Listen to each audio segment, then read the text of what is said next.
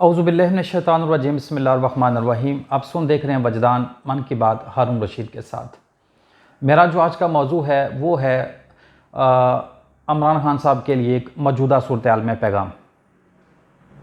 पैगाम ये है कि इस वक्त जो कुछ भी मुल्क में हो रहा है या किया जा रहा है, ये तमाम का तमाम, अगर अच्छा है ये बुरा है, ये आपके सीखने के लिए है, आपको ये सिखाने के लिए है। ये कुदरत का इंतज़ाम है आपको सिखाने के लिए कि आप सीख सकें। जब भी किसी शख्स को एक बड़े काम के लिए खड़ा किया जाता है या उसे एक बड़ा काम लेना होता है तो उसको अल्लाह ताला इस तरह ट्रेनिंग देते हैं, इस तरह के हालात पैदा होते रहते हैं। तो इसमें मायूस नहीं होना होता, ना डरना होता है, ना घबराना होता है। तो ये आपकी बेहतरी के लिए होता है। ठीक है। अब ये देख लें कि एक जब करीब आपको एक बड़ी भारी जिम्मेदारी दी जाएगी तो उसमें आप क्या करेंगे? वो जो कुछ भी आपने करना है ना, ये चंद दिनों के जो मौजूदा हालात हैं ये आपको सिखा रहे हैं और बता रहे हैं कि आपने क्या करना है। पिछली जो आपकी 20, 22 या 23 साल की सियासत है उसमें आपने बहुत सारी चीज़ों को जाना और समझा, लेकिन बहुत सारी रह गई थी जो कि आप एक मुल्क के सरबराह बन के ही सीख सकते थे, जो कि अब आप सीख चुके हैं। तो अब ये जो ज़्यादा ख़ास टाइम है आपके लिए, जो अल्लाह की तरफ से बनाया हुआ है, ये जो बीच में आप देख रहे हैं, ये जो कुछ भी हो रहा है, मैं बताना नहीं चाहता कि ये हो गया, वो हो गया, ऐसा हो गया, वैसा हो गया। जो कुछ भी हो रहा है या जो कुछ भी किया जा रहा है, ये सिर्फ आपकी ट्रेनिंग के लिए, आपको सिखाने के लिए है, ताकि जब अब दोबारा आपके ऊपर एक बड़ी भारी जिम्मेदारी आयद हो तो फिर आप ये ना कह सकें कि मैं ये जानता नहीं था, या मैं समझ नहीं सका, या मुझे पता नहीं चला। ठीक है। तो अब आपको इस वक्त ज़्यादा जो फोकस करने की ज़रूरत है वो ये है कि आप जो आपके ऊपर एक जिम्मेदारी डलने वाली है, वो जब डल जाएगी तो आप क्या करेंगे? आपका तरीकाकार क्या होगा? फौरन आके आपने कौन से बड़े बड़े काम करने हैं, आप उनको उनको एक तरतीब दे लें, यानी कि उनको आप डिसाइड कर लें। आप एक बड़ी मजबूत, एक बड़ी दलेर किस्म की, एक नडर किस्म की एक टीम तश्कील दे दें कि जैसे ही आपको जिम्मेदारी मिले तो फिर आप वो चंद दिनों में चीज़ें कर जाएं। ठीक है। और दूसरी बात, आपको ये जो हालात के थ्रू ये सिखाया जा रहा है कि अब सियासत नहीं करनी, अब दूसरों के मामलात को सॉल्व करने के लिए नहीं पढ़ना, अब मुल्क की मशहद को ठीक करने के चक्करों में नहीं पड़ना। जो सबसे पहली और बुनियादी चीज है वो है इंसाफ, जो कि फौरन करना है और उन मामलात में आ डालना है जो माजी बन चुके हैं। जो चीजें माजी में चली गई, जो आप ना ठीक कर सके, जिनको आप करना चाहते थे, एक बड़ी जिम्मेदारी के ऊपर आपने उनको दोबारा हाथ डालना है और फिर आपने जो ऑर्डर करना है उसके ऊपर इंप्लीमेंट होना चाहिए फौरन। फिर इसी के निजाम में रहते हुए आपने उस अपने काम को आईनी साबित करना है।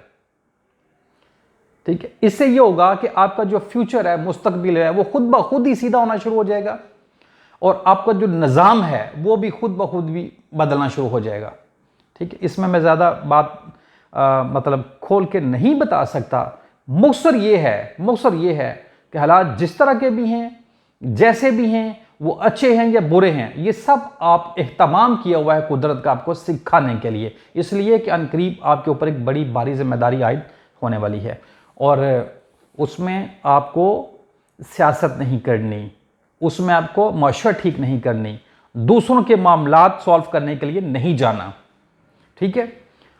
कौम जो होती है ना खान साहब, ये हजार साल, 800 साल, 600 साल, 200 साल ये सो जाती हैं या ये मुर्दा हो जाती हैं। आपने इस कौम को बेदार कर लिया है। ठीक है। कौम तब सोती है जब उसको लीडर नहीं मिलता, एक ईमानदार, सच्चा, बहादुर लीडर नहीं मिलता।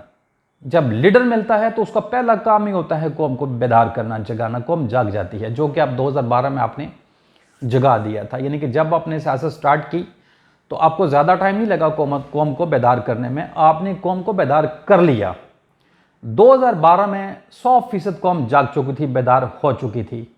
लेकिन आपको हुकूमत मिलने के बाद आपसे ऐसे फैसले कराए गए, आपसे ऐसी चीज़ें हुई जान के भी अनजाने में भी, और आपसे करवाए भी गए, जिससे आपके अमल से कौम दोबारा सोने की तरफ चल पड़ी।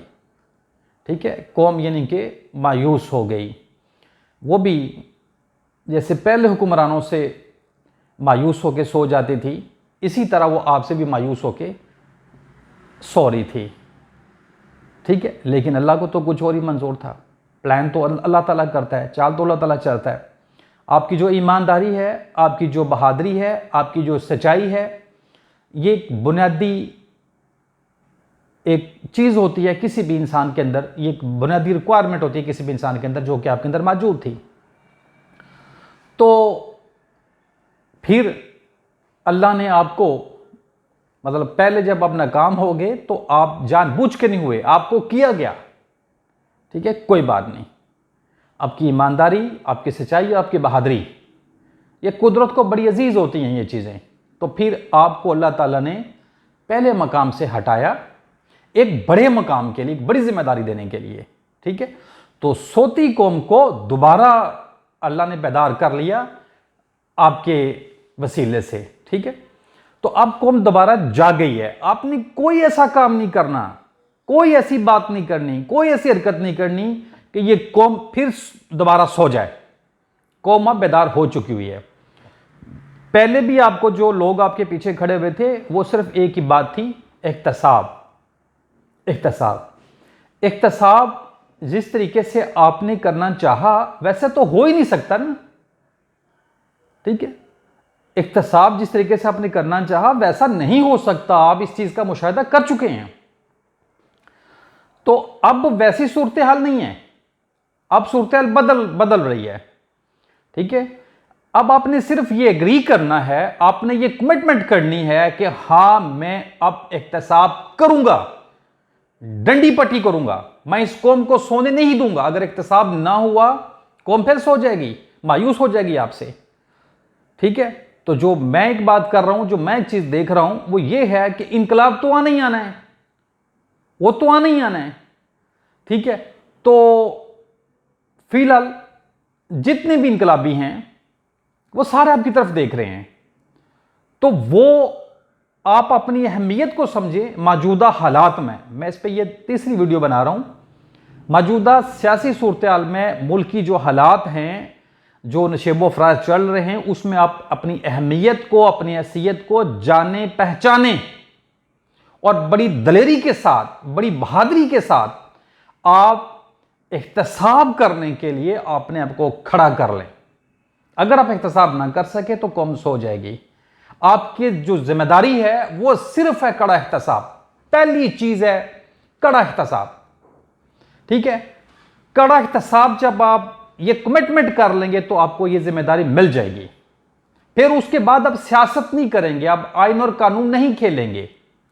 जो हुक्मरान कर जाता है वो आइन और कानून बन जाता है। आप चीजें सीखें हमजा शहबाज से, राना सनाउल्लाह से, शहबाज शरीफ साहब से, कि कितनी दलेरी के साथ, कितनी बहादुरी के साथ ये चीजों को ग्रिप कर लेते हैं, उसको मैनेज कर लेते हैं।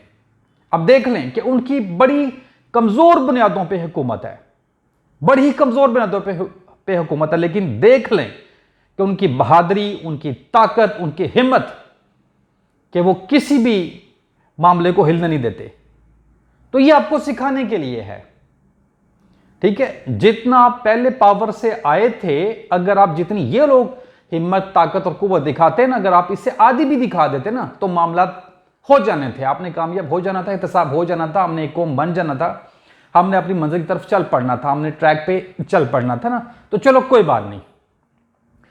अब पहली बात है कमिटमेंट करना, कि आपने कमिटमेंट करनी है कि हां मैं एहतसाब करूंगा, मैं डंडी पट्टी करूंगा और मैं किसी को नहीं हिलने दूंगा, मैं इस कौम को दोबारा सोने नहीं दूंगा, मैं इसको एक उम्मत बनाऊंगा, मैं इनको इनका मकसद बताऊंगा, फिर मैं इनको इनके मकसद के ऊपर मैं लगाऊंगा।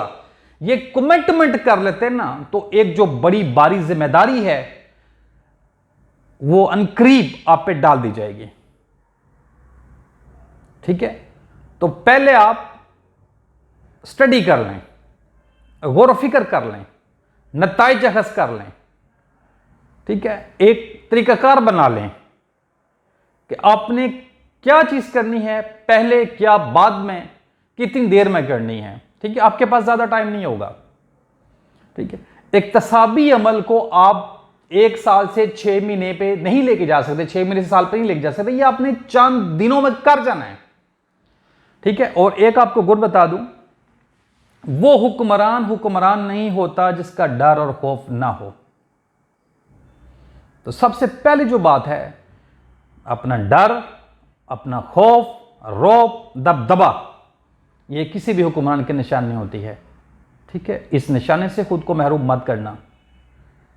पूरी आन और शान के साथ, पूरे रौब और दबदबे के साथ उस बारी जिम्मेदारी को आपने मजबूती के साथ पकड़ना है।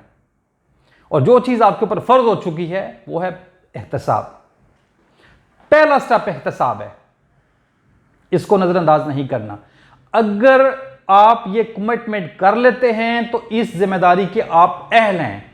अगर अभी भी आपके जहन में कुछ और चीज़ें चल रही हैं, सियासत चल रही है और मतलब इस तरफ आपकी अगर तवज्जो नहीं जाती, अगर आप वो जो छोटी छोटी चीज़ें हैं किसी भी हुक्मरान के लिए, इदारों के लिए, जो कि आम आवाम के लिए वो उनकी बहुत बड़ी वैल्यू होती है, उनको नज़रअंदाज नहीं करना आपने।